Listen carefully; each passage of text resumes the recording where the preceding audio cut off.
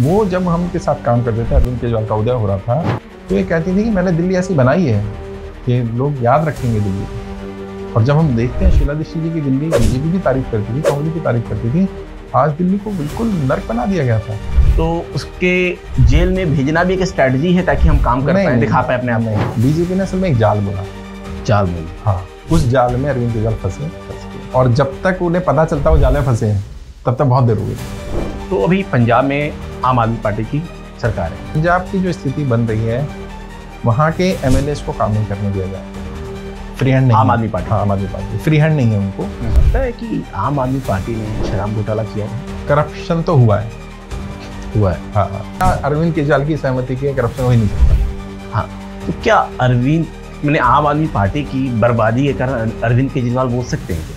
बर्बादी तो नहीं कहूंगा, लेकिन हाँ, ये जो छवि पे डेंट पड़ा डिग्रोथ का कारण। व्यक्तिगत रूप से मैं समझता हूँ आम आदमी पार्टी को अगर अलग करके देखा और अरविंद केजरीवाल को अलग करके देखें तो अरविंद केजरीवाल के ऊपर डेंट कि ये पार्टी क्या लगता है समाप्ति की ओर जा रही है या फिर इन्हें कुछ चांस है ग्रो का? ये कह सकते हैं कि आम आदमी पार्टी के अंत की शुरुआत हो चुकी है।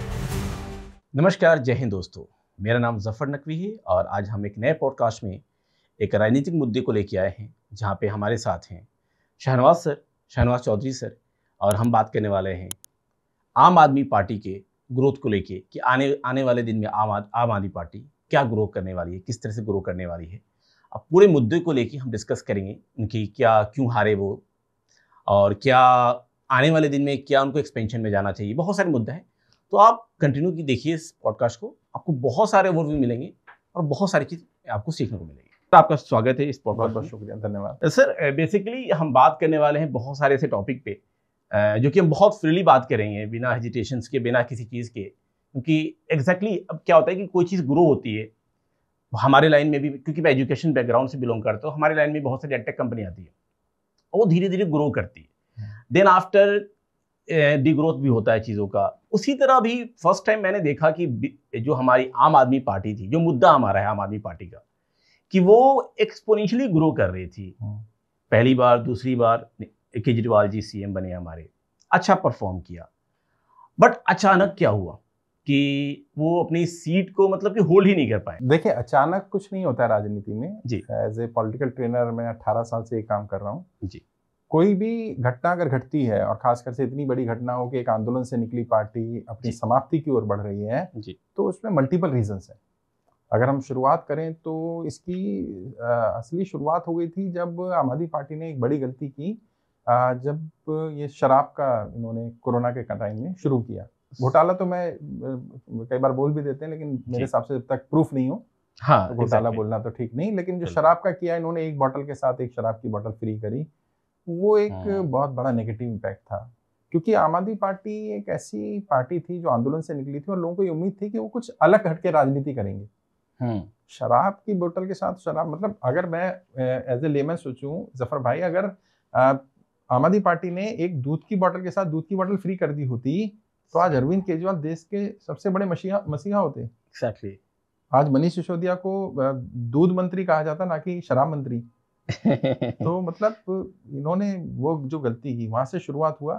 फिर उसके बाद वो शीश महल का मुद्दा आना, शीश महल में अरविंद केजरीवाल जैसे व्यक्ति जो स्लीपर पहन के राष्ट्रपति भवन चले जाते थे, उनकी फोटो देखी हमने जब पहली बार वो मुख्यमंत्री बने। डबल एक्सएल की शर्ट पहनना, रेनॉल्ड्स का 5 रुपए का पेन लेकर के घूमना, और उसने अपने घर में 80 लाख के पर्दे लगवा लिए।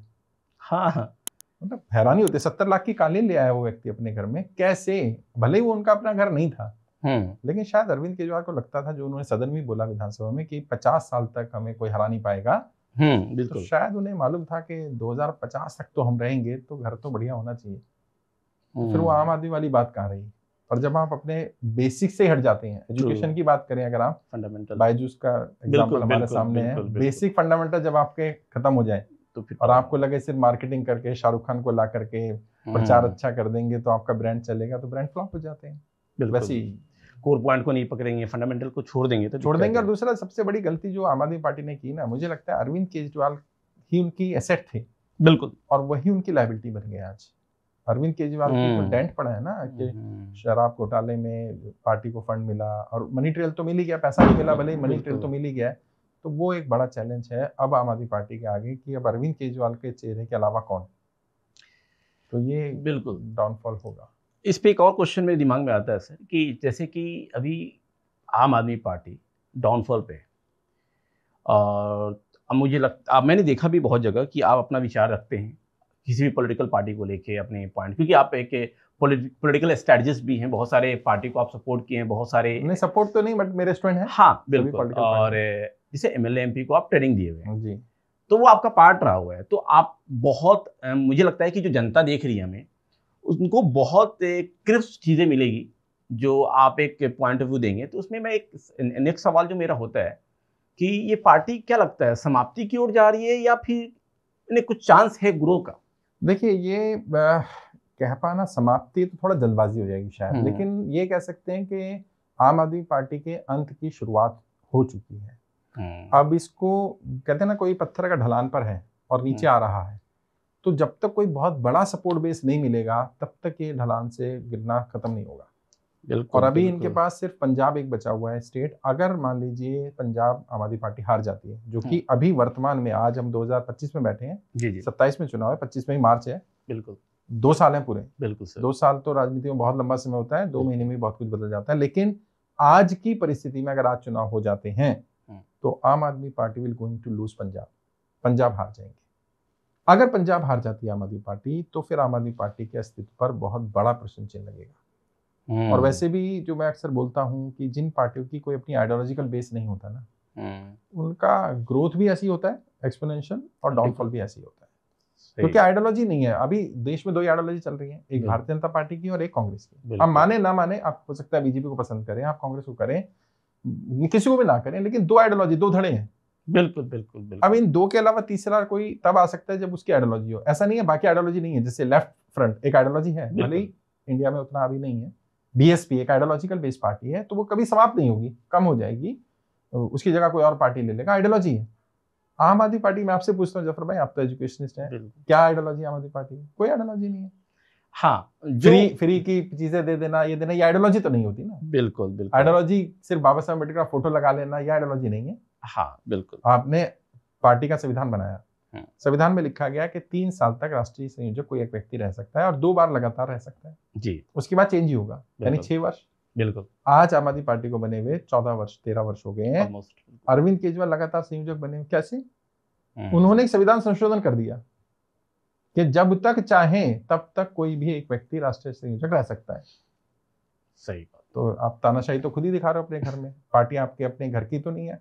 बिल्कुल। आपके पिताजी की पार्टी थोड़ी थी जो आप लेकर के आए थे, जनता ने मिलकर पार्टी बनाई थी। एग्जैक्टली। तो किसी और को राष्ट्रीय संयोजक बनाओ।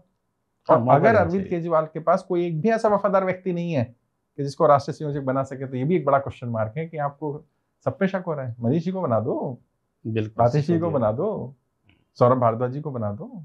समस्या क्या है कि राघव चड्ढा तो चलो उन पर अभी आइडियोलॉजिकल उन्हें भी डर लग रहा है कि कहीं वो इधर उधर ना चले जाए, जिसकी संभावना भी लग रही है। लेकिन बिल्कुल सवाल ये नहीं है, सवाल है कि क्या आम आदमी पार्टी अपनी गलतियों को सुधारेगी और उस डाउनफॉल को रोकेगी?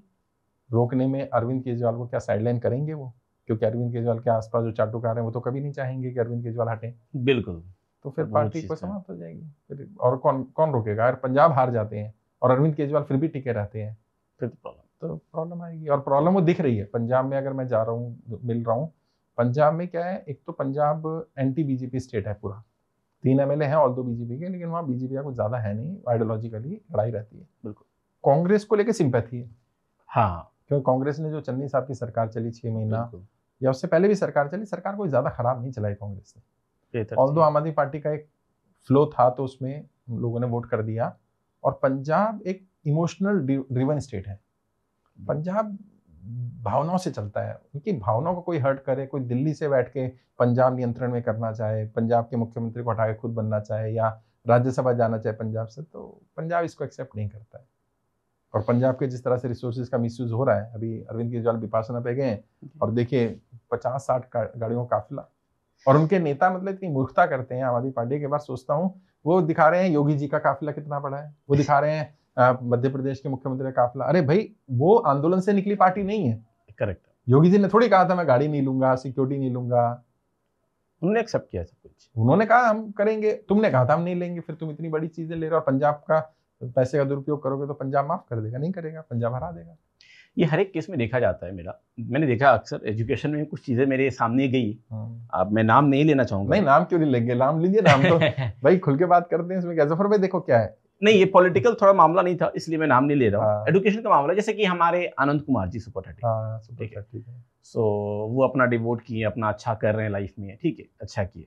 उनका ये मामला ये था कि वो एकदम बहुत कम पैसे में बच्चों को पढ़ाते हैं, बट उतनी रियलिटी नहीं थी जी दिखाई गई हमारी सुपर 30 मूवी में, जो भी था। देखिए वो तो खैर मूवी अलग चीज होती है, बट मैं मानता हूँ कि आम आदमी पार्टी के लिए एक बड़ा चैलेंज तो है। तो इसी बड़ा चैलेंज के तहत एक और क्वेश्चन आता है कि जो अभी बचे हुए हमारे सांसद हैं कहाँ आम आदमी पार्टी कहाँ सांसद है, मैंने विधायक हैं, जो भी लोग हैं, 3 सांसद हैं लोकसभा में, हाँ, बाकी तो राज्यसभा क्या करें, मतलब कि एक उनके लिए भी कशमकश की लाइफ हो गई है कि रहें यहाँ पे, देखो मैं या चला जाए। जफर भाई मेरा एक स्टूडेंट है, नाम तो नहीं लूंगा उनका, नाम लेना तो मेरे लिए भी खतरनाक ले सकते हैं आप नहीं नाम लूंगा तो क्या, उनकी अभी पार्टी में है ऑलरेडी। अच्छा, तो पता चला पार्टी से, आम आदमी पार्टी। हाँ, अच्छा, तो वो आए और वो मेरे से कहते हैं कि सर अब मेरा भविष्य क्या।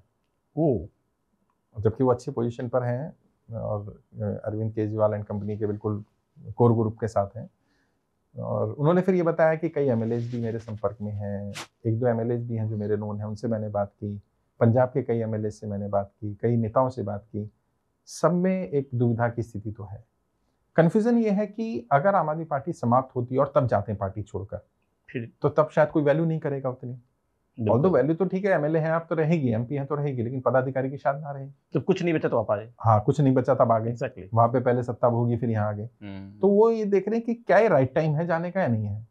अब अगर सोचो किसी भी पार्टी छोड़ देते हैं, घर की बात करते हैं, बिल्कुल एक घर में 10 सदस्य हैं और 10 में से 8 ये सोच रहे हैं कि मैं इसे घर को कब छोड़ूं कि तब छोड़ूं कि तब छोड़ूं, तो आज नहीं तो कल छोड़ देगा ना। घर तो उसने छोड़ ही दिया, उसी दिन छोड़ दिया जिस दिन माइंड में आ गया। एग्जैक्टली। तो अगर वो पार्टी में है भी, सांसद है भले ही, राज्यसभा में, लोकसभा में, या एमएलए है या मंत्री है या पदाधिकारी है, अगर उसके मन में आ गया है कि मुझे जाना है, तो जाने वाले को कौन रोक पाया, वो तो जाएगा ही। और अगर जो बड़े नेता आए थे, आम आदमी पार्टी की जो यूएसपी बनी थी शुरू में कि बहुत अच्छे अच्छे नेता आए थे, बिल्कुल, और उनसे एक पहचान बनी कि हाँ बहुत कुछ आंदोलन हो रहा है, कुछ बड़ा हो रहा है, कुछ अच्छा हो रहा है, जब वो सब जाएंगे तो क्या वही मैसेज उल्टा चलेगा कि अब यहाँ कुछ नहीं बचा, बेकार हो चुकी है, खराब हो चुकी है। तो ये एक फेज होता है, भेड़ चाल कह सकते हैं, फेज होता है कि जब लोग आ रहे होते हैं सभी आ रहे होते हैं और जब जा रहे होते हैं सभी जा रहे होते हैं। तो एक बार अगर गेट खुला एग्जिट का, तो आम आदमी पार्टी खाली हो जाएगी, वही 4-6 जो देखते हैं वही चेहरे रह जाएंगे, बाकी आम आदमी पार्टी में लोग बचेंगे नहीं। और गलती भी क्या की है इन्होंने, जी, दिल्ली की बात करो, दिल्ली में 70 सीटें जी, 15 ऐसे लोगों को टिकट दी जो कांग्रेस से आए, 15 ऐसे को टिकट दी जो बीजेपी से आए। उनमें से ऑल्दो कुछ जीत गए, ज्यादातर हार गए, लेकिन जो जीत गया और बीजेपी माइंडेड है, कब तक आप उसे रोक लोगे? हाँ, वो तो आज निकल जाएगा। जो कांग्रेस माइंडेड है वो कांग्रेस में जाएगा। तो जब सब चले जाएंगे तो बचेगा कौन? सर्वाइवल के लिए सब आ जाते हैं, ऐसा लगता है कभी, या फिर अपॉर्चुनिटी देख के? नहीं, बहुत सारे रीजन है जाने के। तो जैसे बीजेपी में अभी नेता क्यों जा रहे हैं, ईडी का, सीबीआई का, जो राहुल गांधी जी ने कहा उस दिन रैली में कि भैया अपना महल बचाओ जाओ क्योंकि महल पर खतरा दिख रहा है ना। बिल्कुल। तो जाने के रीजन तो बहुत सारे हो सकते हैं। अपॉर्चुनिटी भी एक बड़ा रीजन है कि जब एक पार्टी गिर रही है और दिख रहा है कि इसे उठाने वाले के लिए तैयार नहीं कोई। आज देखिए रिजल्ट आए हुए 1 महीना हो गया, आज 8 तारीख को आया था ना रिजल्ट, आज 1 महीना हो गया पूरा, हो ही गया। अरविंद केजरीवाल ने कोई भी पब्लिक मीटिंग नहीं की। हाँ। जो अपने आप को दिल्ली का बेटा बोलता था, दिल्ली का मसीहा बोलता था, बल्कि सदन में तो दिल्ली का मालिक बोला। चलो मालिक ही मान लेते हैं, कहाँ है वो दिल्ली का मालिक, कहाँ है वो दिल्ली का बेटा? गायब एकदम। तो दिल्ली की जनता को आज जरूरत है, आप नहीं आ रहे हो। होता क्या, मैं ट्रेनिंग में सिखाता हूँ कि चुनाव हारते ही नेता को ग्राउंड पर उतर जाना चाहिए, क्योंकि जिन लोगों ने वोट करा उन्होंने तो आपको अपना नेता माना। बिल्कुल। आपको 2% वोट कम मिला बीजेपी से, तो बाकी जिन्होंने वोट करा यार, उनका क्या दोष है? हाँ, तुमने तो उन्हें भी साबित कर दिया उन्होंने गलत वोट करा तुम्हें, अगली बार वो वोट नहीं करेंगे। तुम्हें सड़कों पे उतरना था, तुम्हें जनता दरबार लगाना था, लोगों से मिलना था। ये थोड़ी मनीष सिसोदिया विपासना में चले गए, अरविंद केजरीवाल विपासना में चले गए। और भाई इतनी टेंशन हो रही है, इतना प्रेशर आ रहा है, तो राजनीति क्या, डॉक्टर ने थोड़ी बोला था राजनीति करो। मैंने तो किताब लिखी है राजनीति पर, उसका शीर्षक है राजनेता बनना बच्चों का खेल नहीं है। उसमें मैंने बताया कि आप डॉक्टर बनो, इंजीनियर बनो, साइंटिस्ट बनो, टीचर बनो, पायलट बनो, राजनेता मत बनना। अपना घर फूंक कर तमाशा देखने का फील्ड है राजनीति। तो अरविंद केजरीवाल ने क्यों राजनीति चुनी? अगर उन्हें विपासना इतनी चाहिए कि 10 दिन गायब, 10 दिन फोन भी नहीं लेंगे, और आज तो 1 महीना हो गया। कहीं मेरे पास लगातार 2 क्वेश्चन है, बट पहला क्वेश्चन मैं पूछता हूँ कि जैसे कि जो बीजेपी का इलेक्शन हुआ था दिल्ली का, ठीक है, बीच में एक कंट्रोवर्सी आई थी कि कुछ सेटिंग वगैरह हुई है, जो भी है और बाकी इनके लीडर जेल देखो जफर भाई, मैं सच्चाई बताऊं, हाँ, मैंने ब्लंटली मैं पूछ रहा हूं, आज तक मैं इसको एक्सेप्ट नहीं कर पाया कि सेटिंग हुई है। क्योंकि बहुत सारे क्या होता है ना कि बहुत सारे केस में क्या होता है कि उनके कुछ लीडर थे जेल में थे, ठीक है, बहुत दिन तक बहुत सारे रहे, तो उस केस से उनको अपॉर्चुनिटी नहीं मिली एडवर्टाइज करने की, अपने आप को प्रूव करने की। नहीं है, ऐसा नहीं होता है। जब आप चुनाव लड़ रहे होते हो तो आप 24/7 चुनाव मोड में रहते हो राजनीति में। ऐसा नहीं होता है कि आप जेल चले गए तो आपके पीछे मशीनरी सारी जेल चली जाएगी, सब बैठ जाएंगे। प्रॉब्लम क्या है कि आपने जनता के मेन मुद्दों पर काम नहीं किया। और एक जो बड़ी गलती रही, जो मतलब शायद दिख नहीं रही है लेकिन गलती हुई है, एक पॉलिटिकल ऑब्जर्वर के नाते, पॉलिटिकल ट्रेनर के नाते मैं आपको बताता हूँ, शायद ऑडियंस भी इसको हाँ करेगी। बिल्कुल। जिस दिन से आम आदमी पार्टी दिल्ली में एमसीडी में आई, एमसीडी में सफाई का, सीवर का, नाली का ये काम होने थे, वो काम वो करा नहीं पाई या नहीं हुए या ऑफिसर ने नहीं करा, वो अलग बात है। लेकिन वहां आने से वो ठीकरा जो था गंदगी का, इसका उसका, वो आम आदमी पार्टी को ले डूबा। अगर एमसीडी में नहीं आती तो क्या होता था, एमसीडी की गंदगी के लिए वो बीजेपी को दोष दे देते थे और दिल्ली सरकार भी अपनी कुछ कमियों को छुपा लेती, भाई हम तो ये कर रहे हैं, ये नहीं कर पा रहे। अब उनके पास कोई रीजन नहीं बचा कि सफाई क्यों नहीं हो रही। हर सड़क खुदी हुई थी, नालियां खुदी हुई थी, सीवर का पानी सड़कों पर बह रहा था। लोगों को लगा ये क्या दिल्ली बना दी इसने। और जो शीला दीक्षित जी के ज़माने की दिल्ली थी, मैं शीला दीक्षित जी का पॉलिटिकल एडवाइजर भी था जब वो चीफ मिनिस्टर थी। अब तो मैं बता सकता हूँ, दुनिया में नहीं है तो, क्योंकि हमारा एग्रीमेंट होता है पॉलिटिशियन के साथ कि हम उनका नाम यूज नहीं करते हैं, कम से कम जीते जी नहीं कर सकते, या वो बताना चाहें तो बता दें, हम किसी MP MLA का नाम नहीं बताते। तो वो जब हम उनके साथ काम करते थे, अरविंद केजरीवाल का उदय हो रहा था, तो ये कहती थी कि मैंने दिल्ली ऐसी बनाई है कि लोग याद रखेंगे दिल्ली को।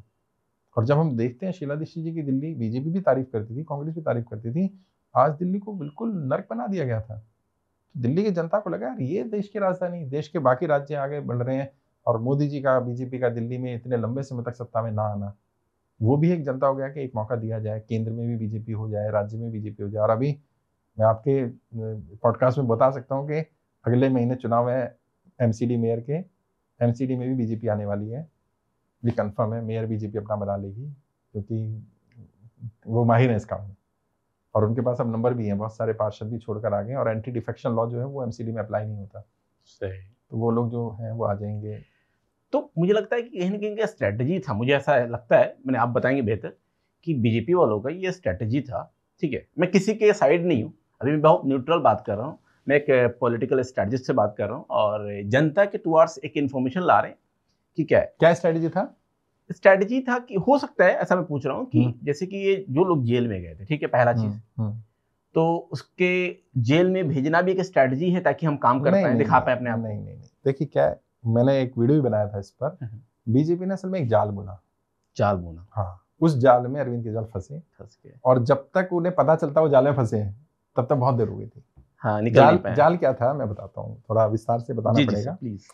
बीजेपी ने देखा कि यार हम आम आदमी पार्टी को क्यों नहीं हरा पा रहे, तो देखा इनकी यूएसपी एक आम इंसान है, मफलर मैन टाइप की इमेज शुरू में होती थी, डबल एक्सएल की शर्ट पहनना, उल्टे सीधे बटन लगाना, रिनोल्ड का पेन रखना, तो ये एक आम इंसान है, वैगनार में चलना, कट्टर ईमानदार, छवि पर कोई दाग नहीं है कि बेईमान है या गड़बड़ की है, प्लस कोई लग्जरी लाइफ नहीं जी रहा है आम आदमी। फिर उनका जो मॉडल है, जो उन्होंने शिक्षा का मॉडल सो कॉल्ड या मोहल्ला क्लिनिक का मॉडल रखा, उसमें गरीब लोगों को फायदा हो रहा है, फिर बिजली फ्री, पानी फ्री, ये हो रहा है। तो बीजेपी को लगा इसकी काट करनी है तो हमें सब एंगल पे काम करना पड़ेगा। और फिर अब जो आपने टर्म यूज की स्ट्रेटजी, अब स्ट्रेटजी बनाई बीजेपी ने, क्या स्ट्रेटजी बनाई, अरविंद केजरीवाल की कमियों को ढूंढा जाए। अरविंद केजरीवाल ने एक सेल्फ गोल करा, शराब नीति वाला। पैसा गया कहाँ गया सबको पता है, गोवा चुनाव में यूज हुआ, उसका मनी ट्रेल भी आ गया। ऑल्दो पैसा नहीं मिलना था, चुनाव में पैसा मिलता भी नहीं है, वो तो खर्च हो गया बिल्कुल, लेकिन लोग तो पकड़े गए।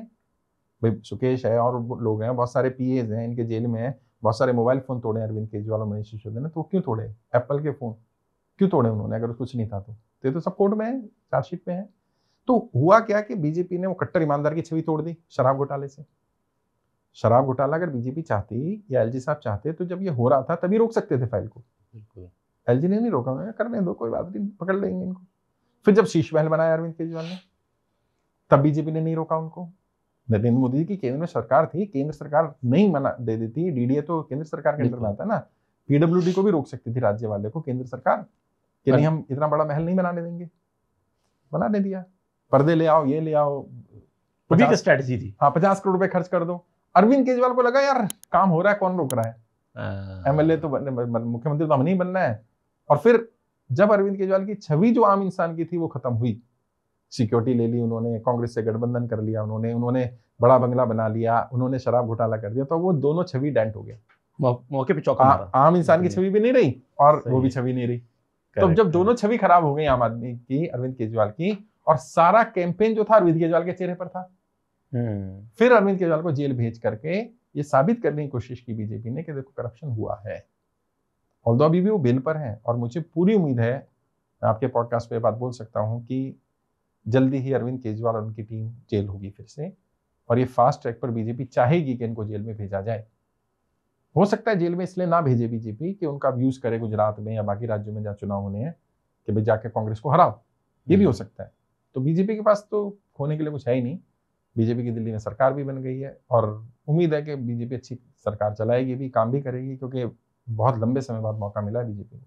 नरेंद्र मोदी जी प्रधानमंत्री हैं, केंद्र में सरकार बीजेपी की, राज्य में अच्छा मौका है, एमसीडी में बीजेपी आ जाएगी, तो ये बहुत अच्छा मौका है दिल्ली के लिए। एग्जैक्टली, और दिल्ली की ग्रोथ भी होगी। मैं आपको बता रहा हूँ, दिल्ली में प्रॉपर्टी का रेट भी बढ़ेंगे, सफाई भी होगी। दिल्ली अब एक वाकई में वर्ल्ड क्लास सिटी बनने के रास्ते पर जाएगी। मुझे ऐसा लगता है बीजेपी काम करेगी। क्योंकि मैं बिहार से हूँ, तो आपने एक्चुअली एक मुद्दा आया तो मुझे ध्यान में आई कि चीज़ कि अभी क्या था कि नीतीश कुमार हमेशा सीएम रहे, बट जब बीजेपी के साथ गठबंधन रहा हमारा तो काम हुआ है बिहार में भी।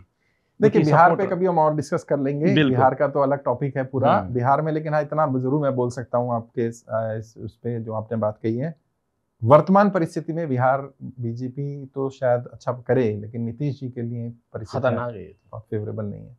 और हो सकता है कि नीतीश कुमार जी की पार्टी के बहुत सारे लोग टूट भी जाएं, बीजेपी अपने बलबूते भी सरकार बनाने की कोशिश करे, कुछ भी हो सकता है। और वहाँ तेजस्वी का जो इस समय माहौल चल रहा है, अभी सी वोटर का शायद इंडिया टुडे का सर्वे था, उसमें दिखाया ना कि 41% लोग उन्हें मुख्यमंत्री के रूप में देखना चाहते हैं, नीतीश कुमार से भी ज्यादा।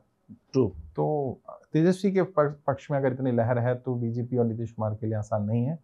और नीतीश कुमार जी का बार बार पाला बदलना वो भी एक बड़ा नेगेटिव मैसेज है, बट इस पर कभी और बात करेंगे। बिल्कुल सर। तो एक क्वेश्चन और है कि जो हमारे जब आम आदमी पार्टी आई थी तो एक हमारे नेता थे, कवि थे कुमार विश्वास जी। वो क्वेश्चन का पार्ट नहीं था, बट मेरे जहन में आया क्योंकि अभी शादी उनकी बेटी की हुई है और हमारे पीएम नरेंद्र मोदी जी भी गए थे शादी में, बहुत सारे लोग गए थे, इन्फ्लुएंसर गए थे, काफ़ी अच्छा लगा, शादी में अटेंड किया उन्होंने, काफ़ी मेरे नोन भी कुछ गए थे। तो मतलब कि आम आदमी पार्टी में जो कुमार विश्वास जी थे उस समय, उसके बाद उन्होंने सडन छोड़ा पार्टी, तो क्या उनको पहले से पता था ये चीज़ होने वाली है?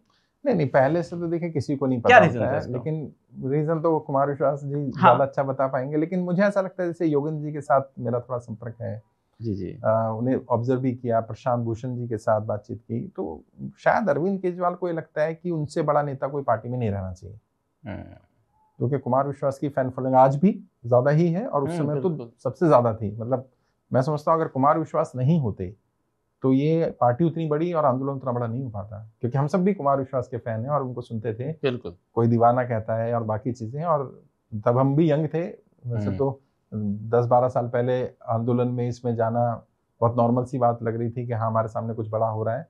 लेकिन कुमार विश्वास जी को, मतलब किसी भी नेता को अगर ये लगने लगे कि उसकी वहाँ जगह ठीक नहीं है, फिट नहीं है, तो उन्हें छोड़ ही देना चाहिए। उन्होंने छोड़ा, आज वो उससे ज्यादा बेहतर मकाम पर है। बेहतर कहा सर, आपने बिल्कुल सही बोला। और अब हम ट्रैक पे आते हैं, थोड़ा सा ट्रैक से डाइवर्ट ना हो, तो अभी पंजाब में आम आदमी पार्टी की सरकार है, तो क्या इस जो इलेक्शन हुआ दिल्ली में, जो इफेक्ट देखा गया, तो क्या इसका इफेक्ट पंजाब में भी पड़ने वाला है? और आने वाले दिन में क्या आम देखिए, मैंने पंजाब के बारे में बता ही दिया, पंजाब में मैं जाता रहता हूँ, जी, मेरी टीम भी है पंजाब में। पंजाब की जो स्थिति बन रही है, वहाँ के एमएलए को काम नहीं करने दिया जा रहा, फ्री हैंड नहीं, आम आदमी पार्टी, आम आदमी पार्टी फ्री हैंड नहीं है उनको। जो दिल्ली मॉडल था ना कि अरविंद केजरीवाल सर्वे सर्वा होंगे, वहां पर भगवंत मान जी को वही फ्री हैंड है और वही तय कर रहे हैं सब कुछ। मतलब कई विधायकों ने बताया कि उनको छोटे छोटे अधिकारियों को ट्रांसफर करने का या उनकी कंप्लेंट कर दें तो उसमें भी एक्शन नहीं हो रहा है। तो जब कोई विधायक काम ही नहीं करा पाएगा, तो फ्री हैंड काम नहीं करेगा, तो वो अपनी जनता को कैसे सेटिस्फाई करेगा? और लोग तो आएंगे भाई, उसके बाद ट्रांसफर के लिए भी आएंगे, बाकी चीजों के लिए आएंगे। और विधायक जो बने ना पहली बार में, वो बहुत साधारण लोग बन गए। जैसे लहर थी तो लहर जैसे दिल्ली में ही बन गए थे, सेकेंड टाइम में अब जो पंजाब में लड़ेंगे ना, अब एक्चुअल चुनाव होगा, और उस चुनाव में सबसे बड़ा चैलेंज ये होगा कि वो फाइनेंस कैसे मैनेज करेंगे, विधायक पार्टी फंड करेगी या कौन फंड करेगा, और अगर पैसा नहीं होगा तो कैसे कांग्रेस बीजेपी से लड़ेंगे, क्योंकि मशीनरी चाहिए, मैकेनिज्म चाहिए, इलेक्शन मैनेजमेंट चाहिए, booth level management, constituency management, candidate management, media management, muscle power, money power, ये सब कहाँ से मैनेज होगा। और वो साधारण लोग हैं, सारे ज्यादातर लोग साधारण लोग हैं, तो मैं समझता हूँ उनके लिए चैलेंज है। प्लस अरविंद केजरीवाल को पंजाब के विधायकों को दिल्ली बुलाना, वो नेगेटिव चला गया। पंजाब से अगर वो राज्यसभा जाते हैं तो वैसे तो अब मैंने पहले भी कहा था, अरविंद केजरीवाल के पास दो ही विकल्प बचे हैं, या तो वो राज्यसभा चले जाए और पंजाब से जा सकते हैं, या फिर वो किसी एमएलए की सीट दिल्ली से खाली कराएं और वहाँ बाय इलेक्शन लड़कर विधानसभा में चले जाएं। ये भी ऑप्शन है, क्योंकि जो लोग सत्ता के बिना रह नहीं पाते ना, उनकी राजनीति समाप्त हो जाती है। और मैंने देखा है भारत की राजनीति में जो आइडियोलॉजिकल पार्टियां नहीं है, उनका उदय अचानक हो जाता है, ऐसे अचानक पतन भी हो जाता है उनका, क्योंकि वो सत्ता में नहीं रहते।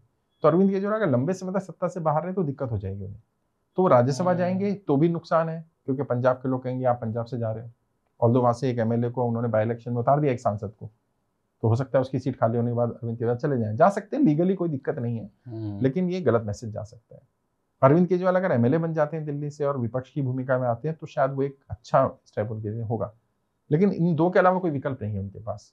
और अगर पंजाब भी चला गया तो जैसे मैंने कहा, दो राज्यों में सत्ता थी, दोनों खत्म, फिर आम आदमी पार्टी पार्षदों वाली, ग्राम प्रधान वाली, बीडीसी मेंबर, जिला पंचायत सदस्य वाली पार्टी बनकर रह जाएगी, राज्यों में तो नहीं आने वाली है।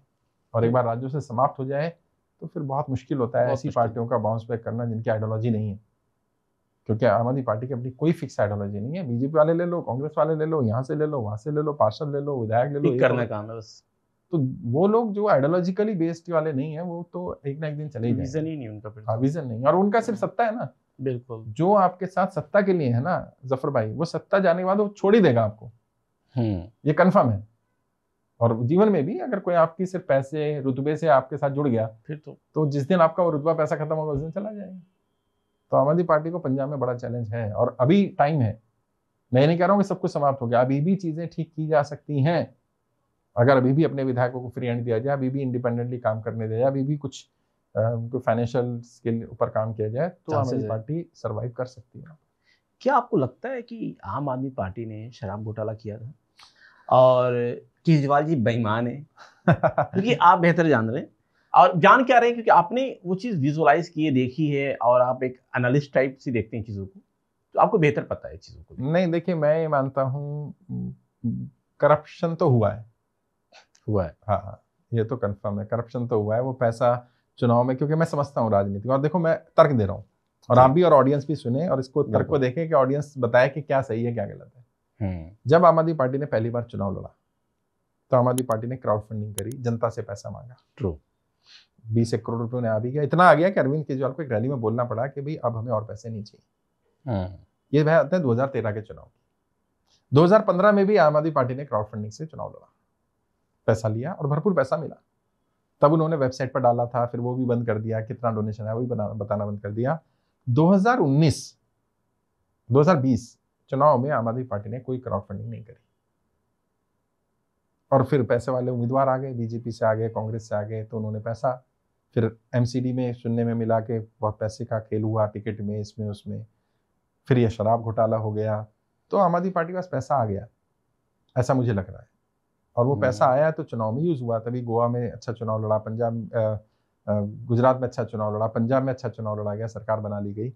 तो मुझे लगता है कि आम आदमी पार्टी के पास व्यक्तिगत रूप से नहीं आया होगा, अरविंद केजरीवाल ने या मनीष सिसोदिया ने पैसा अपने नहीं रखा होगा, पैसा है। और मैं इसलिए कह रहा हूँ कि मैं आम आदमी पार्टी के एक बड़े नेता से भी मिला हाल फिलहाल में चुनाव के समय में, उनसे मैंने कहा कि ये आपका विरोधी जो है ना, वो ये शराब घोटाले का मुद्दा उठा रहा है, और उनके जो शब्द थे मुझे शॉक दे गए। इतने बड़ा नेता के शब्द क्या थे? अरे सर, वो तो आप भी समझते हो, जनता भी समझती है, पार्टी चलानी है तो थोड़ा बहुत किया होगा। मैं शॉक रह गया यार, आपके बारे में ऐसा कैसे हो सकता है कि आम आदमी पार्टी या आप जिस लेवल के नेता हो, आपके बारे में ये परसेप्शन हो। अगर ये स्टेटमेंट आ रहा था कहीं ना कहीं दाल में कुछ काला है। हाँ, तो पता चल गया था मुझे। तो लगता है कि बाकी तो कोर्ट प्रूफ कर ही देगा अगर हुआ है करप्शन तो, और पार्टी पर भी खतरा हो सकता है। तो क्या जो बड़े नेता हैं, क्या वो जेल जाने से बच सकते हैं? चांसेस है कुछ, लगता है आपको? बचना तो देखिए कोर्ट ही तय करेगा। अगर कोर्ट ने सजा दे दी तो जेल जाएंगे, और जाना भी चाहिए, और मैं तो बल्कि मैंने तो कहा है, एक वीडियो में बताया मैंने, अगर अरविंद केजरीवाल और उनके नेताओं ने करप्शन करा है तो जितनी सजा दूसरों को मिलती है उससे डबल मिलनी चाहिए इनको। बिल्कुल। डबल क्यों मिलनी चाहिए? एक तो इन्होंने करप्शन करा, दूसरा इन्होंने जनता का विश्वास तोड़ा, धोखा दिया। बिल्कुल, कि आप छवि बना के आए ईमानदार की, छवि बनाई कट्टर ईमानदार की, हम बेईमानी नहीं करेंगे, करप्शन नहीं करेंगे, और आपने फिर घोटाला किया है। इस विश्वास को तोड़ने का जो पाप है, ये पाप है, इस पाप की तो सजा मिलनी ही चाहिए। और कोर्ट दे ना दे, कुदरत सजा देगी, नियति सजा देगी। जब आपने हर गली मोहल्ले में शराब के घोटाले खोल दिए, मंदिर मस्जिद गुरुद्वारे चर्च नहीं देखे, उसके आसपास ना हो, और आप एक शराब की बोतल के साथ शराब की बोतल फ्री कर रहे हो, शिक्षा मंत्री को शराब मंत्री आपने बना दिया, और आप उस पर अपनी वाहवाही करो कि हमने शराब से रिवेन्यू इकट्ठा कर लिया। शर्म की बात है, ये गर्व की बात नहीं है कि आप शराब बेच के रिवेन्यू इकट्ठा कर रहे हैं। आप किसी और चीज से रिवेन्यू इकट्ठा करते। आपको ऐसा क्या मरी पड़ गई थी कि आपको पैसा लेकर के शराब का काम करना पड़ा? तो क्या आपने साबित कर दिया कि कोई नया व्यक्ति आएगा आंदोलन करेगा तो अब आंदोलन ही नहीं करेगा कोई, जनता कहेगी अरे ये भी केजरीवाल निकलेगा। राइट। थोड़ा सा आंदोलन की कोई बात करे, लोग कहेंगे अरे ये दूसरा केजरीवाल, सपोर्ट ही नहीं होगा। हाँ, सपोर्ट ही नहीं मिलेगा। तो आपने विश्वासघात किया है, जनता के विश्वास को तोड़ा है, उसकी सजा तो जरूर मिलनी चाहिए। जैसे कि बिल्कुल आपने जो बोला है, और ये जो स्ट्रेटजी था कहीं ना कहीं सीएम का ही होता है, क्योंकि पार्टी का मुख्य जो होता है, बिल्कुल यार, बिना अरविंद केजरीवाल की सहमति के करप्शन हो ही नहीं सकता था। हाँ, तो क्या अरविंद, मैंने आम आदमी पार्टी की बर्बादी के कारण अरविंद केजरीवाल बोल सकते हैं क्या? बर्बादी तो नहीं कहूंगा, लेकिन हाँ, ये जो छवि पे डेंट पड़ा, डिग्रोथ का कारण। व्यक्तिगत रूप से मैं समझता हूँ आम आदमी पार्टी को अगर अलग करके देखें और अरविंद केजरीवाल को अलग करके देखें तो अरविंद केजरीवाल के ऊपर डेंट है, बड़ा डेंट है। और वो इसीलिए मैं कह रहा हूँ कि शायद आने वाले समय में अरविंद केजरीवाल एक लायबिलिटी बनने जा रहे हैं आम आदमी पार्टी। अब वो एसेट नहीं रहेंगे, अब वो लायबिलिटी होंगे। अरविंद केजरीवाल से जितनी जल्दी आम आदमी पार्टी छुटकारा पा ले उतना बेहतर है, अगर आम आदमी पार्टी को अपना अस्तित्व जिंदा रखना है। क्योंकि अरविंद केजरीवाल के ऊपर है करप्शन के आरोप। अरविंद केजरीवाल ने क्या कहा दिल्ली की जनता से कि सीट पर उम्मीदवार मत देखना भाई, हर सीट पे मैं ही लड़ रहा हूँ। जो बीजेपी वाला आया, कांग्रेस वाला, सबको दे देना टिकट, बोला हर सीट पे मैं लड़ रहा हूँ। और फिर क्या बोला, एक पॉडकास्ट में बोला था उन्होंने, शायद नेटिव इंटरव्यू में बोला कि भाई मैं जब तक मुख्यमंत्री नहीं बनूंगा, जब तक दिल्ली की जनता मुझे वोट देकर दोबारा ना चुन ले, दिल्ली की जनता जब चुन लेगी तो मैं मान लूंगा कि दिल्ली की जनता मानती मैं करप्ट नहीं हूँ, यानी एक रेफरेंडम मिल जाएगा। और पता है क्या करते अरविंद केजरीवाल अगर जीत जाते तो? अरविंद केजरीवाल ये बताते कि कोर्ट में जो चल रहा है वो सब ड्रामेबाजी है, बीजेपी ने झूठ बोला है, जनता की अदालत ने हमें बरी कर दिया क्योंकि हम मुख्यमंत्री बन गए। और उन्हें विश्वास था। बिल्कुल। अरविंद केजरीवाल ने जब सदन में ये बोला विधानसभा में कि नरेंद्र मोदी जी इस जन्म में हमें नहीं हरा पाएंगे, तो वो उनका ओवर कॉन्फिडेंस नहीं था, वो एक्चुअल में कॉन्फिडेंस था। क्योंकि उनको लगता था दिल्ली की जनता को हमने इतना मूर्ख बना रखा है फ्री बिजली फ्री पानी के चक्कर में, बाकी चीजों के चक्कर में, कि जनता हमारे करप्शन को स्वीकार कर लेगी। उन्हें ये नहीं पता था कि ये जनता कभी परमानेंट किसी की नहीं होती, और कोई जनता को अपना गुलाम सोचे तो वो तो संभव नहीं है। भारत में जनता उखाड़ फेंकती है। अरविंद केजरीवाल ने कहा कि दिल्ली की जनता मुझे निर्दोष साबित कर देगी, मैं मुख्यमंत्री बन जाऊंगा। अच्छा, दिल्ली की जनता ने साबित कर दिया आप करप्ट हो। मैं भी तो दिल्ली का वोटर हूँ। बिल्कुल बिल्कुल। दिल्ली की जनता ने जब ये कह दिया कि आप वोटर, आप करप्ट हैं, तो अब तो माना जाएगा। आपकी ही थ्योरी के हिसाब से, अरविंद केजरीवाल की ही तो थ्योरी थी कि दिल्ली की जनता अगर मुझे निर्दोष मानते तो वोट दे देगी, नहीं मानते तो नहीं देगी। नहीं दिया तो इसका मतलब नहीं हो गया, एक तरह से नहीं मानती है, सीधी सी बात है। तो अरविंद केजरीवाल ने, मुझे लगता है कि करप्शन किया नहीं किया, लेकिन उनकी अगर कहते हैं ना दिए तले अंधेरा हुआ, तो जिम्मेदारी तो उन्हें लेनी पड़ेगी, किसी को तो लेनी पड़ेगी। हाँ, किसी न किसी को। और सबसे बड़ा देखो ना, चुनाव हार गए, 1 महीना हो गया, बिल्कुल हार की जिम्मेदारी किसने ली? कोई ले नहीं रहा है सबको। अगर अरविंद केजरीवाल वाकई लीडर हैं तो बिल्कुल तो ये राइट टाइम है अपनी लीडरशिप को दिखाने का। अरविंद केजरीवाल जी बाहर आए और इस हार के लिए जिम्मेदारी लें कि इसके लिए मेरा कोई नेता, कोई और जिम्मेदार नहीं है, मैं स्वयं जिम्मेदार हूं। और उसके बाद मैं इस पार्टी के राष्ट्रीय संयोजक के पद से इस्तीफा देता हूं, कोई और चलाए इस पार्टी को। तब उनका कद बड़ा हो जाएगा, तब वो शायद बाउंस बैक कर जाएंगे। बिल्कुल। मैं सिर्फ समस्याओं पे बात नहीं कर रहा, मैं समाधान भी दे रहा हूँ। बिल्कुल बिल्कुल। कि अरविंद केजरीवाल के उनकी पार्टी के समर्थक ये ना सोचे हम विरोधी नहीं, हम हितैषी हैं। वो कहावत है ना, निंदक नियरे राखिए आंगन कुटी छवाए, बिन साबुन पानी बिना निर्मल करे सुहाए। तो हम जैसे लोग रखिए भाई, जो तुम्हें सलाह दे दें, जो तुम्हें बताएं सही गलत क्या है। बिल्कुल। अभी इतनी देर नहीं हुई है कि वापसी नहीं है, बट जितना देर रोज हो रही है, एक दिन वो दिन आ जाएगा जहां से वापसी नहीं हो पाएगी। हाँ, जाहिर सी बात। अरविंद केजरीवाल का शांत बैठे रहना, पब्लिक के बीच में ना आना, वो नुकसान देगा। अरविंद केजरीवाल को आगे बढ़ना चाहिए, जिम्मेदारी लेनी चाहिए, विपाशना से आते ही तुरंत रिजाइन करना चाहिए। भले उनका रिजाइन एक्सेप्ट नहीं होगा मुझे मालूम, लेकिन उन्हें करना चाहिए, अड़ जाना चाहिए। अड़ते हैं ना, बढ़ जाना चाहिए, तो आम आदमी पार्टी बच जाएगी और उनकी छवि भी शायद। बिल्कुल। अगर मान लीजिए कि अरविंद केजरीवाल 1 मिनट के लिए मान लेते हैं, ऐसा हो जाए शायद, हू नोस, कि अपने जो पार्टी की पोजीशन पे हैं, चीफ हैं, वो अपनी पार्टी से पोजीशन से हट जाते हैं, तो आपके हिसाब से किसको उस पोजीशन को देना चाहिए? ये तो अरविंद केजरीवाल तय करें, उनकी पार्टी तय करे, उनकी पार्टी का इंटरनल जो उनका काबिल कौन लगता है? काबिल तो देखिए क्या होता है, मैं हमेशा बोलता हूँ राजनीति में किसी को भी पद दिए बिना नहीं पता चल सकता वो काबिल है कि नाकाबिल।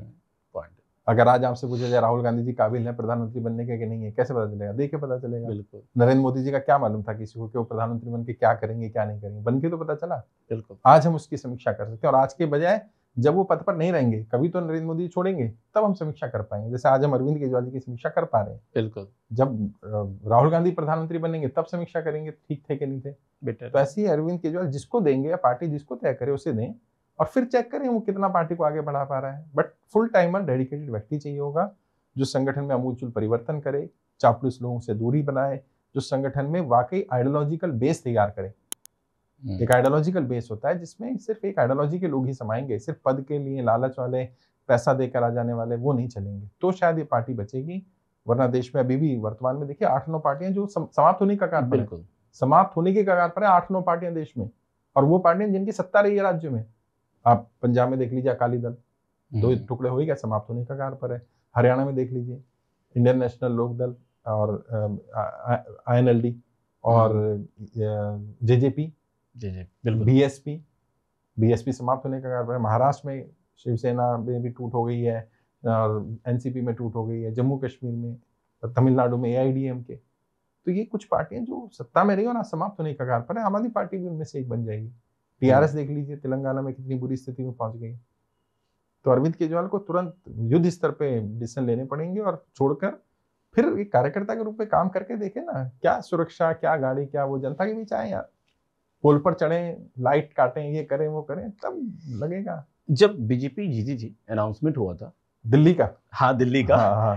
तो कुछ, क्योंकि मैं भी थोड़ा बहुत इंटरेस्ट तो रखता ही हूँ पॉलिटिक्स में, क्योंकि मेरे घर वाले पॉलिटिक्स से ही हैं, तो वहाँ पे मैंने आम आदमी पार्टी के पोस्ट पे बधाइयों का मैसेज देखा, हर एक लीडर का ऑलमोस्ट, केजरीवाल जी का, पार्टी की तरफ से, सब कुछ। तो क्या ये इंडिकेशन तो नहीं है कि फ्यूचर में ये बीजेपी के साथ कोलैबोरेट होने वाले हैं? नहीं, कभी भी डायरेक्ट होना चाहिए, डायरेक्ट कोलैबोरेशन तो मुझे नहीं लगता आम आदमी पार्टी का होगा, क्योंकि आम आदमी पार्टी को देखो दिल्ली में भी देखें तो सेकुलर वोट या मुस्लिम वोट काफी मिला। अगर हम मुस्लिम एरिया की बात करें तो एक सीट छोड़ दें तो सारी सीटें आम आदमी पार्टी ने जीत ली, जबकि कांग्रेस भी लड़ रही थी, कांग्रेस भी मुस्लिम उम्मीदवार थे, फिर भी आम आदमी को वोट मिला। ऑल्दो शायद अगली बार नहीं मिलेगा, क्योंकि अब उन्हें भी समझ में आ गया जनता को कि बीजेपी आ जाती है, बीजेपी के डर से कुछ फर्क नहीं पड़ना है। लेकिन अरविंद केजरीवाल बीजेपी से डायरेक्ट चले जाते हैं तो नहीं होगा। हाँ, प्रॉक्सी में जो बी टीम है, बी टीम के रूप में शायद काम कर सकते हैं, वो फिर जनता देख ही लेती है। जनता से ना कि सब चीजें छुपती नहीं। भारत के वोटर्स का, भारत के इलेक्टोरल्स का एक बहुत बढ़िया चीज क्या है कि बहुत पॉलिटिकली मेच्योर वोटर है।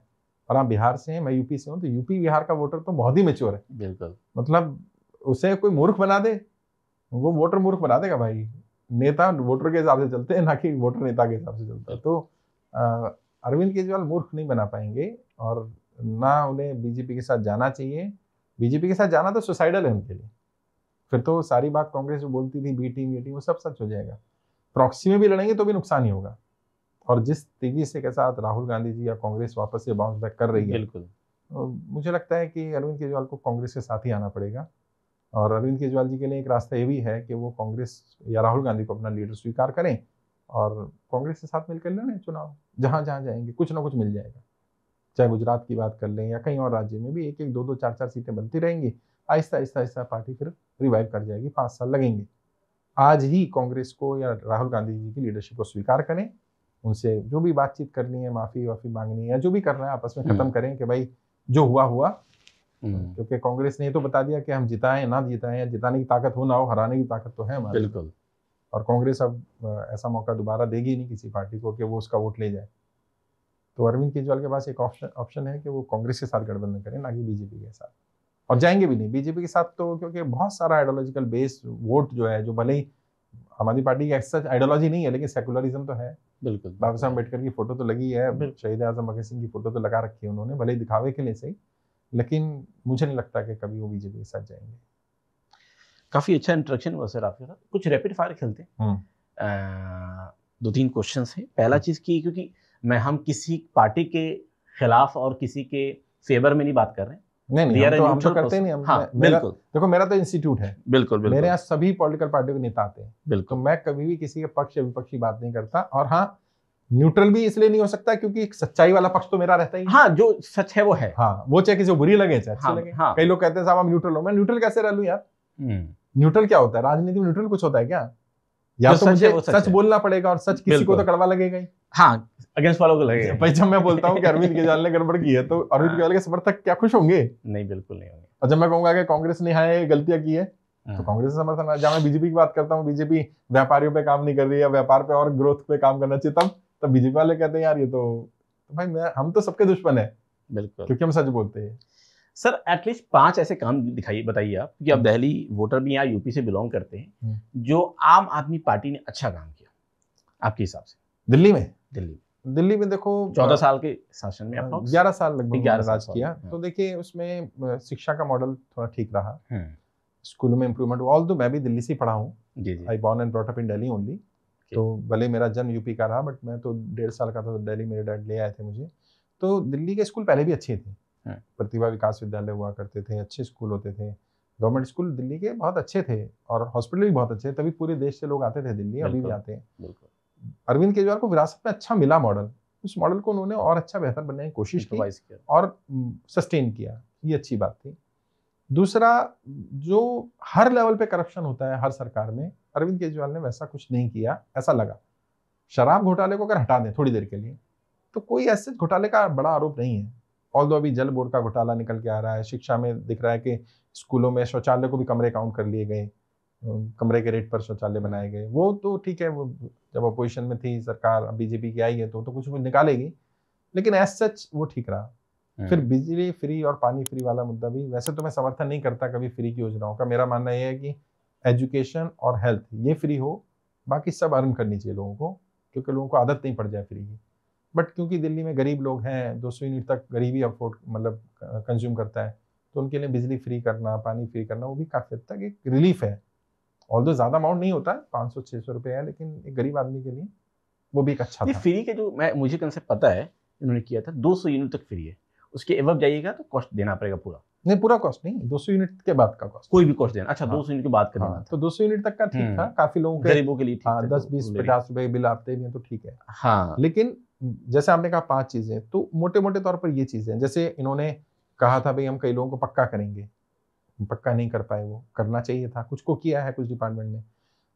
बाबा साहब अम्बेडकर के संविधान को आगे रखना, माइनॉरिटीज का अपीजमेंट करने की कोशिश करना, या माइनॉरिटीज के लिए दिखाना कि हम कुछ कर रहे हैं लेकिन दंगे हुए तो नहीं जाना, मरकज को जिम्मेदार ठहरा देना कोरोना स्प्रेड करने के लिए, ये वो गलतियां नहीं जो बचा जा सकता था जिनसे। सही। तो इसलिए मिस्टेक्स हुई हैं, कुछ अच्छे काम भी हुए हैं, वो तो हर सरकार में थोड़ा बहुत अच्छा बुरा होता ही है। जैसे मैंने कहा कि सौरभ भारद्वाज जी का देख लीजिए, उन्होंने बहुत अच्छा काम किया, बिल्कुल मंत्री बनने के बाद भी किया, पहले भी एज ए विधायक भी बहुत अच्छा काम उन्होंने किया। कई लोग थे जिनका दुख भी है, जैसे सौरभ भारद्वाज के हारने का मुझे दुख है व्यक्तिगत रूप से भी। तो मिली जुली सरकार कहेंगे। करेक्ट। हाँ, तो सर एक क्वेश्चन और मेरे दिमाग में आता है कि पहली चीज़ की हमारे जो आम आदमी पार्टी के लीडर थे, मैंने सीनियर लीडर बड़े सिसोदिया जी, ऐसे लोग हार गए। हार गए। इसके पीछे क्या रीजन हो सकता है? मल्टीपल रीजन है इसके भी, हर एक का अलग अलग है। वैसे तो देखो, जैसे सौरभ भारद्वाज की बात करें, सौरभ भारद्वाज ने काम बहुत करा, हाँ, लेकिन सौरभ भारद्वाज को अरविंद केजरीवाल जी के उस नेगेटिव का, जो करप्शन का उन पर आरोप लगा या जो शीश महल का आरोप लगा, उसका खामियाजा भुगतना पड़ गया, जबकि एक नई उम्मीदवार ने उनको हरा दिया बीजेपी की। ऑल्दो बहुत छोटे मार्जिन से हारे, और आतिशी भी बच गई। बिल्कुल, अगर अलका लामा थोड़ा और अच्छा परफॉर्म कर देती तो आतिशी भी हार जाती। और ज्यादातर कांग्रेस ने भी बड़ा डेंट किया है।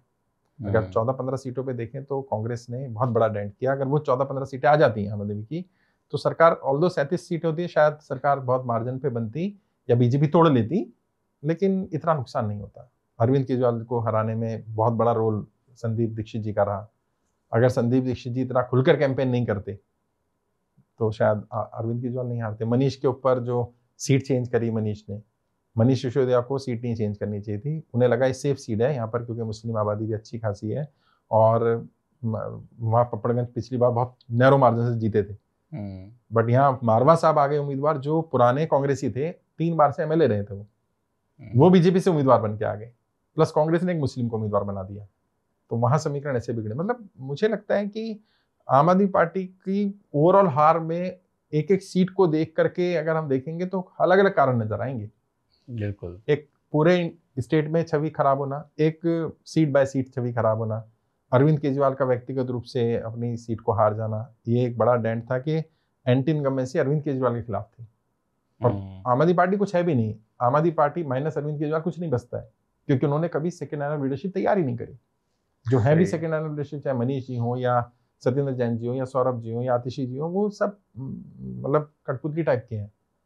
और सत्येंद्र जैन जी का वो जो उनके ऊपर घोटाले का आरोप था उसका इम्पैक्ट पड़ा। तो हर एक का अलग अलग रीजन रहा, बट दोनों का मिक्स इफेक्ट रहा एक्चुअल में। तो पार्टी पर डेंट अरविंद केजरीवाल की वजह से, और अरविंद केजरीवाल की अपनी सीट पर डेंट कांग्रेस की वजह से, और कई सीटों पर कांग्रेस की वजह से, कई सीटों पर व्यक्तिगत उनकी छवि खराब होने की वजह से। सही बोला आपने, बिल्कुल सही बोला सर। और एक और क्वेश्चन मेरे दिमाग में आता है कि क्योंकि केजरीवाल जी हार गए, सब लोग हार गए, और ये बहुत बड़ा नुकसान उनके लिए, तो क्या आने वाले दिन में एक्सपेंशन को लेके अदर स्टेट्स में आम Aadmi party pan India level पे एक्सपेंशन की अगर बात करें, देखिए तो क्या उनको डिसीजन लेना चाहिए? लेना तो चाहिए, लेकिन मैंने कहा ना, अरविंद केजरीवाल के साथ सबसे बड़ी, आम आदमी पार्टी के साथ इस समय सबसे बड़ी दिक्कत पता है क्या है? वो डिसीजन नहीं ले पा रहे हैं, और जो अनिर्णय की स्थिति होती है ना, वो बड़ी खतरनाक होती है किसी भी पार्टी के लिए। अगर अरविंद केजरीवाल को अपने आप को इससे बाहर निकालना है तो उन्हें पहले डिसीजन लेना पड़ेगा, उन्हें क्या करना है आगे। उन्हें पार्टी को चलाना है, उन्हें खुद की राजनीति को स्थापित करना है, खुद के डेंट को ठीक करना है, संन्यास लेना है, जो भी करना है तय करें। वैसे मैं समझता हूँ ये उनके पास टाइम है, फ्री टाइम हो गया, लोगों के बर्थडे विश कर रहे हैं। अरविंद केजरीवाल देखिए उनके बच्चों के बर्थडे विश कर रहे हैं। कोई कहता है साहब मेरे बेटे का बर्थडे अपनी टाइमलाइन पे डालो, तो अपनी टाइमलाइन पे ट्विटर पे वो डाल रहे हैं। मतलब हैरानी की बात है, कितने खाली हो गए।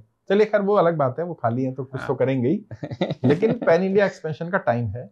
अब वो पता नहीं पार्टी क्या सोच रही है। पार्टी या तो किसी एक स्टेट पे फोकस करे पहले, कि जैसे पंजाब, ये पंजाब को ठीक कर ले, सारी पार्टी अरविंद केजरीवाल सारे नेता जो फ्री हो गए अब दिल्ली में, उनको लेके जाएं और वहां जाकर के काम करें। मौका जो है इसको सही मौका है बिल्कुल। या फिर पैन इंडिया अरविंद केजरीवाल निकले, लेकिन पैन इंडिया में भी प्रॉब्लम वही आएगी कि बी टीम की तरह काम करेंगे या गठबंधन में जाएंगे। या तो वो इंडिया गठबंधन में जाए, बिल्कुल। अब वो जाएंगे नहीं जाएंगे ये तो पता नहीं, ये तो अरविंद केजरीवाल तय करेंगे। और क्या इंडिया गठबंधन में अब उनका वो मतलब स्टेटस रहेगा? क्योंकि कुछ पुराना स्टेटमेंट कुछ अलग था उनका, शायद पुराना स्टेटमेंट तो वो कह रहे थे कांग्रेस को हम इंडिया गठबंधन से बाहर निकालेंगे। एग्जैक्टली। अब तो ये तो उनकी खुद की परफॉर्मेंस इतनी खराब हो गई। देखिए क्या होता है। नहीं तो मेरे हिसाब से मुझे लगता है कि पैन इंडिया मतलब जाना चाहिए कि नहीं आपके हिसाब से? हाँ जाना चाहिए, जाने से प्रॉफिटेबल है इनकी। हाँ मतलब नुकसान नहीं है उतना। हाँ नुकसान नहीं है। प्रॉफिट तो होगा नहीं होगा उतना नहीं कह सकता मैं, लेकिन नुकसान कुछ नहीं है। पैन इंडिया जाएंगे तो जो दूसरी पार्टियां राज्य की या जो वहाँ के नेता हैं उन्हें थोड़ा झटका लगेगा कि यार अभी हमें हरा ना दें। शायद हो सकता है बीजेपी को लगे कि दूसरे राज्यों में काम करें तो हमें फायदा पहुंचाएंगे, तो शायद जेल में ना डालें। तो अरविंद केजरीवाल को अपनी स्ट्रेटेजी तो बना तो रहे होंगे, मतलब मैं जितना अरविंद केजरीवाल को जानता हूँ खाली नहीं बैठे हो, भले ही जनता के बीच नहीं आ रहे, वो एक बड़ा नेगेटिव है, लेकिन वो कुछ दिमाग में खुराफात कर रहे होंगे। कहीं ना कहीं ब्यूरोक्रेट्स हैं तो कहीं ना कहीं दिमाग चल रहा होगा, कुछ दिमाग चल रहा होगा, कुछ और कर रहे होंगे। और जो अभी छवि खराब हुई है राजनीति में, मैं अक्सर बोलता हूँ भाई perception is more important then reality. तो इनकी छवि इतनी खराब हो गई है कि अब इसको ठीक कर पाना, क्योंकि जनता ने एक बार अगर वोट नहीं दिया और मान लिया करप्ट है, फिर तो उसको कैसे ठीक करें? चैलेंज हो गया, वो चैलेंज हो गया। और ये इसका इलाज नहीं है, ये ऐसी बीमारी है जिसका कोई सोल्यूशन नहीं है अरविंद केजरीवाल के पास भी और उनकी पार्टी के नेताओं के पास भी। और जो आपने कहा कि पैन इंडिया में जाए तो वहां भी ये चैलेंज आएगा। भाई किसी राज्य में जाएंगे, मानो फॉर एग्जाम्पल अभी लेटेस्ट चुनाव बिहार में है, बिहार में चुनाव लड़ने जाती है आम आदमी पार्टी, तो पहले तो बिहार में ऑलरेडी अपनी इतनी पार्टियां हैं, तो बिहार के लोग दिल्ली की पार्टी को लेंगे क्यों? और बिहार वाले तो बड़े अपने राज्य को लेकर, अपनी भाषा को लेकर बड़ी अस्मिता को मेंटेन रखते हैं। अगर उन्हें किसी नए को चुनना होगा तो प्रशांत काम कर रहे हैं, उनको उनको मौका देंगे। हाँ काफी अच्छा काम कर रहे हैं, काफी अच्छा काम कर रहे हैं। ऑल्दो वो भी बीजेपी को फायदा पहुंचा रहे हैं, क्योंकि जहाँ अभी बाई इलेक्शन में देखा ना, वो तो आने वाले दिन में पता चलेगा क्या स्ट्रेटजी है लोगों की। नहीं लोगों की क्या है, वो तो लोगों को दिख रहा है ना। प्रशांत को अगर वोट देते हैं तो कौन सा वोट जाएगा? माइनॉरिटी का वोट जाएगा। यादव वोट उतना टूट नहीं रहा है, तो आरजेडी को ज्यादा नुकसान यादव वोट का तो नहीं होगा, लेकिन मुस्लिम वोट जा रहा है। बिल्कुल। और मुस्लिम वोट बीजेपी को तो जाता नहीं है, तो वो किसको डैन पहुंचा रहा है? वो तो महागठबंधन को डैन पहुंचा रहा है। तो वो भी देखना पड़ेगा, मतलब। लेकिन अगर मान लो उस खेल में अरविंद केजरीवाल भी एंटर कर जाए बिहार में, तो किसका खेल बिगाड़ेंगे वो? इंडिया गठबंधन या महागठबंधन का? बिल्कुल। तो या तो वो गठबंधन में जाए तो ही फायदा है, तो फायदा है। बिल्कुल। लेकिन अब गठबंधन पे भी सवाल आएगा ही कि क्या गठबंधन में, इंडिया गठबंधन में अरविंद केजरीवाल को लिया जाए? मुश्किल है, क्योंकि गठबंधन में लेने की, क्योंकि अपना थॉट्स उनका था पहले से, तो गठबंधन में नहीं, उन्होंने जब ये बोला ना कि हम कांग्रेस को गठबंधन से बाहर कर एग्जैक्टली, ये एक बड़ा मतलब ब्लंडर था, बड़ा बयान हो गया। किसने सलाह दी भाई? क्या कांग्रेस के बिना कोई गठबंधन इंडिया में आप उम्मीद भी नहीं कर सकते यार। वर्तमान में बीजेपी से मुकाबला अगर कोई कर सकता है तो कांग्रेस ही कर सकती है, और जो गठबंधन भी बनेगा उसको लीड कांग्रेस ही करेगी, तभी वो गठबंधन कहलाएगा। वरना तो छोटी छोटी पार्टियां मिलकर कुछ भी बना लें, वो गठबंधन थोड़ी होता है। अभी जो सरकार अभी प्रेजेंट में आई है बीजेपी, जो काफी मेहनत किया, काफी स्ट्रेटजी किया, काफी कोशिश किया, एंड देन आफ्टर अचीवमेंट होती है, तो अचीवमेंट होती है, सक्सेस है। उनको क्रेडिट जाना चाहिए, बिल्कुल 100%। और मुझे लगता है कि अगर अच्छा काम करेंगे तो लॉन्ग टाइम के लिए खेल सकते हैं। हाँ बिल्कुल खेल सकते हैं, कोई डाउट नहीं है इसमें, कोई कंपटीशन नहीं है सच। दिल्ली में तो है ही नहीं ना, दिल्ली में बीजेपी और कांग्रेस है, अब तो आम आदमी पार्टी तो इतनी ज्यादा पावरफुल रहेगी नहीं। बिल्कुल। तो आपके हिसाब से ऐसे 4-5 काम ऐसे गिनाइए जो बीजेपी को करनी चाहिए आम आदमी के लिए, दिल्ली के लिए, ताकि एक तो उनके काम दिखें, दूसरा कि जो आने वाले दिन में जो यंग यूथ आ रहे हैं, जो भी अभी हैं, उनके लिए क्या बेस्ट डिसीजन लेना चाहिए बीजेपी को? देखिए, अभी जो वर्तमान में चल रहा है ना, केंद्र की भी सरकार बीजेपी की, राज्य और सभी राज्यों में बेरोजगारी एक बड़ा मुद्दा है, उसको स्वीकार करना पड़ेगा। दिल्ली भी उससे कोई अछूती नहीं है, तो बेरोजगारों के लिए कुछ बढ़िया योजना बनानी चाहिए, या तो उनको बेरोजगारी भत्ता दिया जाए या कुछ सिस्टम बनाया जाए। दूसरा, जो दिल्ली की, जो मैंने बताया, गलियों की, पार्कों की सफाई की समस्या है, वो सफाई और इंफ्रास्ट्रक्चर की डेवलपमेंट पे सबसे पहला फोकस होना चाहिए, क्योंकि इंफ्रास्ट्रक्चर इतना पुराना हो चुका है। मतलब शीला दीक्षित जी ने जो बनाया था दिल्ली, और हम लोग देखते थे कॉमनवेल्थ के समय में या उसके बाद भी, लगता था दिल्ली में चल रहे हैं, दिल्ली की सड़कों पर है। अभी ल्यूटियन जोन अगर छोड़ दें हम, जो नई दिल्ली का एरिया, कनॉट प्लेस और ये सब, तो दिल्ली इतनी अच्छी नहीं है, देखने में वैसी नहीं है। तो उस पर ग्रीनरी पे काम होना जरूरी है। इन्वायरमेंट पे हर बार पहले ऑर्डिवन शुरू कर दिया, फिर पराली का धुआं, फिर इन्वायरमेंट इतना खराब है कि एक साल में 2 महीने 3 महीने लाइफ कम हो रही है इंसान की, क्योंकि पोल्यूशन, उस पर काम करना चाहिए। पोल्यूशन के लिए ऑल्दो दिल्ली सरकार ने शुरुआत भी कर दी है, यमुना की सफाई हो गई, उस पर काम करना चाहिए, कर भी रहे हैं यमुना की सफाई पर। बिजली फ्री, पानी फ्री चलता रहना चाहिए, क्योंकि जो फ्री की योजना है वो तो मोदी जी ने कहा था बंद नहीं होंगी। महिलाओं को भी जो पैसे की बात की है 2500 रुपये, वो भी 8 तारीख तक मिलने थे, लेकिन अगले महीने या 1 महीने बाद मिल जाने चाहिए। तो इन मुद्दों पे काम करें, एडमिनिस्ट्रेशन ठीक करें, और बदले की भावना से काम ना करें भाई। एग्जैक्टली। अब अरविंद केजरीवाल जी चले गए ना, जब जनता ने जिसको सजा दे दी, कहते ना मरे हुए को नहीं मारना चाहिए, अब तो बेचारा मर ही गया। अब क्या, और एक मौका मिला है तो प्रूफ करें। हाँ, प्रूफ करिए, और कितने लंबे समय बाद ना। बिल्कुल। आप सोचिए ना, 99 में सरकार गई थी बीजेपी की, और अभी 2025 में आई है। तो इतना लंबा एक टेन्योर बीजेपी को, मतलब 26 साल बहुत बड़ा पीरियड होता है। और बहुत बड़ा। नरेंद्र मोदी जी केंद्र में है, राज्य में बीजेपी है, और अभी एमसीडी में बीजेपी आ जाएगी, तो बीजेपी को तो और करेगी। मुझे पता नहीं क्यों अंदर से फील आ रही है कि भारतीय जनता पार्टी को ये मौका गवाएगी नहीं, वो अपना पूरा 100% देंगे वो, क्योंकि वो चाहेंगे कि चाहे राज्य में कहीं कोई हार जाए, जीत जाए, बीजेपी दिल्ली ना छोड़े। अब ये उनका टारगेट रहेगा, और इसीलिए मुझे लग रहा है कि अच्छा काम होगा। बिल्कुल सर, आखिरी क्वेश्चन है इस पॉडकास्ट का। सर के साथ काफ़ी अच्छी बात हुई, और मुझे लगता है कि जो हम पॉइंट ऑफ व्यू सर ने दिया वो काफ़ी फ्रूटफुल होने वाला है, और इंसान, जो पर्सन देख रहे हैं, हमारे जो पब्लिक देख रहे हैं ना, उनके पॉइंट ऑफ व्यू को बहुत क्लियर करेगा। तो आखिर देखिए, मेरी यही कोशिश रहती है, मैं एक पॉलिटिकल ट्रेनिंग आते हैं, जब टीवी डिबेट्स में भी जाता हूँ, पॉडकास्ट में जाता हूँ, कहीं भी मेरा एक ही टारगेट रहता है कि लोगों को वो चीजें दिखाई जाए जो पर्दे के पीछे है। एग्जैक्टली। जो सामने वो तो सब देखते ही हैं। हाँ। राजनीति 2 तरह की होती है, एक पर्दे के पीछे की राजनीति, एक पर्दे के सामने की। सामने सामने वाली तो सब देख लेते हैं, पीछे वाली कोई नहीं देख पाता या कोई दिखा नहीं पाता। तो मेरा हमेशा टारगेट रहता है कि मैं पर्दे के पीछे क्या चल रहा है उस पर बात करूं। तो आप पूछिए। बिल्कुल जरूर। तो लास्ट क्वेश्चन ये है कि जैसे बीजेपी इलेक्शन फाइट किया, जीता, तो जीतने के पहले भी जनता के दिमाग में एक था कि सीएम कौन बनेगा बिहार का, और जनता की बनने के बाद भी काफी लोग सरप्राइज भी हुए। बहुत सारे उम्मीदवार थे जैसे कि अपने मन में रखे थे। दिल्ली का सीएम कौन बनेगा? एग्जैक्टली। हाँ, मनोज तिवारी जी भी थे, गौतम गंभीर। नहीं, ये आपको कैसे पता थे? ये तो ऐसा तो नाम चलता, लोग तो बोलते थे कि हाँ, चांसेस है। देखिए, बीजेपी एक अलग पार्टी है। हाँ, बीजेपी में डिसीजन कौन लेता है पहले समझना पड़ेगा। बीजेपी में नीचे कोई डिसीजन नहीं लेता है, बीजेपी में सारे डिसीजन ऊपर ले जाते हैं और कोई भी नीचे कुछ भी बोलता रहे, जब तक ऊपर से अप्रूवल नहीं होगा तब तक उसके कोई बोलने के मायने नहीं है। तो नरेंद्र मोदी जी, अमित शाह जी जिसको चाहेंगे उसको बनाएंगे, और जिसको चाहा उन्होंने उसको बनाया। और ऑब्वियस सी बात है, ऐसे मुख्यमंत्री उनको चाहिए था। जैसे हम अब इससे दिल्ली से बड़ा एग्जांपल तो मध्य प्रदेश का है ना। देखो जी, शिवराज सिंह चौहान जी की योजना लाडली बहना के ऊपर हमने चुनाव लड़ा बीजेपी ने, और शिवराज सिंह चौहान को मुख्यमंत्री नहीं बनाया, नए चेहरे को ले आए, फर्स्ट टाइम एमएलए को ले आए। राजस्थान में भी ऐसे ही हुआ।